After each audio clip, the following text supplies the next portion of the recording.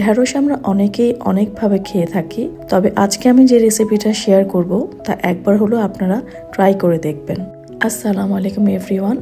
আজকে পুরে ভরা এই ঢ্যাঁড়সের রেসিপিটা আমি আপনাদের সঙ্গে শেয়ার করব। তাহলে চলুন শুরু করা যাক।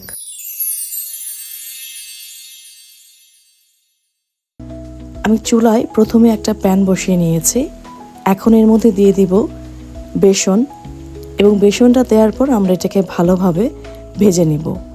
এটাকে যদি ভালোভাবে ভেজে নেওয়া না হয় তাহলে এটা যখন ঢ্যাঁড়সের ভিতর আমি দিব তখন কিন্তু এটা থেকে কাঁচা গন্ধ আসতে পারে, তাই এটাকে একটু ব্রাউন করে ভেজে নিন। আমার ভেজে নেওয়া হয়ে গেছে।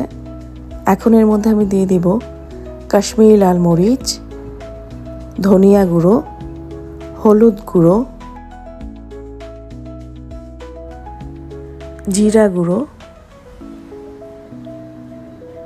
কারি পাউডার, লবণ। এই সব কিছুকে দিয়ে এখন আমি ভালোভাবে এটাকে মিশিয়ে নিব। মেশানোর এই পর্যায়ে এখন এর মধ্যে আমি দিয়ে দিব একটু তেল। তেলটা দিলে এটা খুব সুন্দরভাবে বাইন্ডিং হবে, তাই আমি এখানে তেলটা ইউজ করছি। আমার মেখে নেওয়া শেষ। এদিকে আমি নিয়ে নিচ্ছি ঢ্যাঁড়স। ঢ্যাঁড়সগুলোকে আমি মাঝখান দিয়ে এভাবে কেটে নিয়েছি অর্ধেকটা। এখন এই যে এই পুরটা আছে যেটা আমরা বেসন দিয়ে তৈরি করলাম, এটাকে ঢ্যাঁড়সের মধ্যে খুব ভালোভাবে ভরে নিতে হবে এবং আঙ্গুল দিয়ে চেপে চেপে এটাকে ঢ্যাঁড়সের ভিতরে ভরে নেবেন।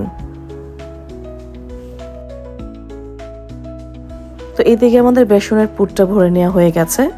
ঠিক এভাবে এক এক করে আমি সবগুলোতে কিন্তু পুরটা ভরে নিয়েছি। এখন একটা প্যানে দিয়ে দিচ্ছি তেল। এটা শুধুমাত্র ঢ্যাঁড়সগুলো ভাজার জন্য যতটুকু লাগে। আর এবার আমি সবগুলো ঢ্যাঁড়স এর মধ্যে দিয়ে দিচ্ছি, দিয়ে এটাকে আমি ভেজে নেব এবং খুব আলতো হাতে এই ঢ্যাঁড়সগুলো ভেজে নিতে হবে, তাছাড়া ভিতরে যে পুরটা আছে সেটা কিন্তু বের হয়ে যাবে। তাই খুব আলতো হাতে এগুলোকে আমি এক পাশ থেকে আরেক পাশ উল্টে দিচ্ছি। ভিডিওর এই পর্যায়ে আপনাদের কাছে আমার একটা রিকোয়েস্ট, যদি আমার রেসিপিগুলো আপনাদের কাছে ভালো লাগে তবে আমার চ্যানেলটা অবশ্যই সাবস্ক্রাইব করবেন।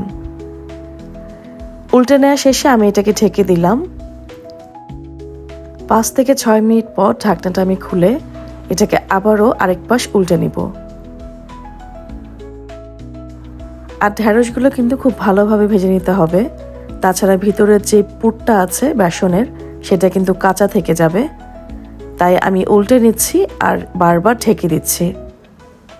তো এই তো আমার এখানেও কিন্তু উল্টে নেওয়া শেষ। এখন আমি আবারও ঢেকে নিচ্ছি। 10-12 মিনিট পর আমার এই ঢ্যাঁড়সগুলো হয়ে গেছে। এখন এগুলোকে আমি প্লেটে উঠিয়ে নিচ্ছি। তৈরি হয়ে গেল আমাদের খুবই সহজ কিন্তু খুবই মজার একটা রেসিপি, পুরে ভরা ঢ্যাঁড়স। এখন এর উপরে আমি একটু ধনেপাতা দিয়ে দিচ্ছি, এটা অপশনাল। যদি আমার রেসিপিটা আপনাদের কাছে ভালো লাগে এবং ট্রাই করে থাকেন তবে অবশ্যই আমাকে কমেন্টস করে জানাবেন। আজকের জন্য আল্লাহ হাফেজ।